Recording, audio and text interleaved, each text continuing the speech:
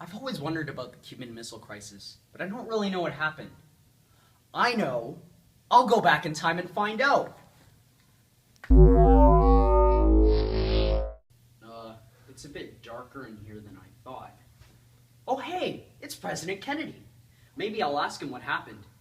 Mr. Kennedy, may I ask you about what's happening in Cuba right now with the Soviet Union?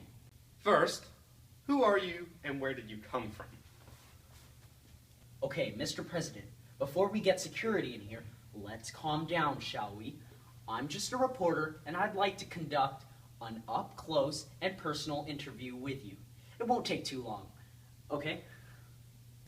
How did you even get in here?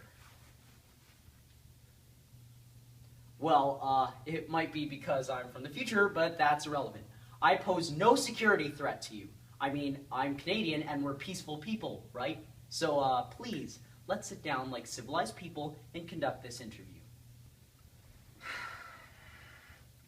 Okay, but if after this interview I find out you're lying and you're in league with those Soviets, you will regret crossing me.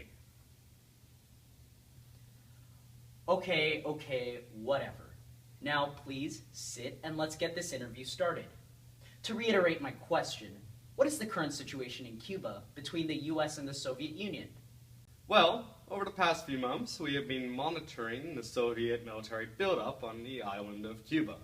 However, last Tuesday at precisely 9 a.m., unmistakable evidence has come to light confirming that a series of offensive missile sites, now in preparation on that imprisoned island, it is obvious that the purpose of these bases could only be to provide a nuclear strike base against the Western Hemisphere, in particular the United States of America. I see. So what do you plan to do about it? We intend to halt this offensive buildup in many ways. Of importance are that we will stop the shipment of weapons to Cuba, alert our allies around the world to the threat presented by the Soviet Union at an emergency meeting in the UN, and call for the immediate dismantling of offensive weapons.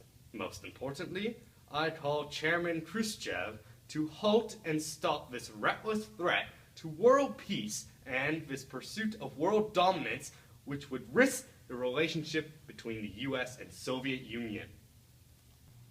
Thank you very much, Mr. Kennedy. Oh, look, it's Nikita Khrushchev. It's Khrushchev, you nincompoop. Why is that so hard for people to understand? I'm so sorry, Khrushchev. Say, could I interview you for your side of the story? All right. Why did you place missiles with nuclear warheads in Cuba in the first place? Okay, to begin, I only wanted to protect the Cuban people from the dangerous Americans and restore the nuclear balance between our countries. The US has missiles stationed in Italy and Turkey. We don't have any missiles located anywhere near the US, so it was deemed necessary to put missiles in Cuba to level the playing field. The US can also possibly invade Cuba. If we lose Cuba, the Soviet Union will lose much of its power, both strategically and politically. Thus, I see little to no reason why we should not place missiles in Cuba.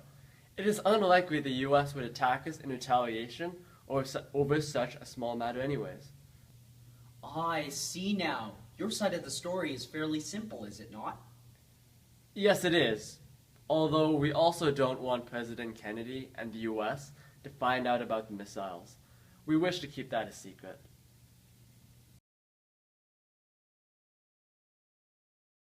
Now that I'm back in the present, I can learn about how history as a whole sees what happened. Whoa, all this knowledge! Knowledge! Oh. In May 1962, Khrushchev was worried about the United States invading Cuba, so he began Operation Anadir in an attempt to level the playing field.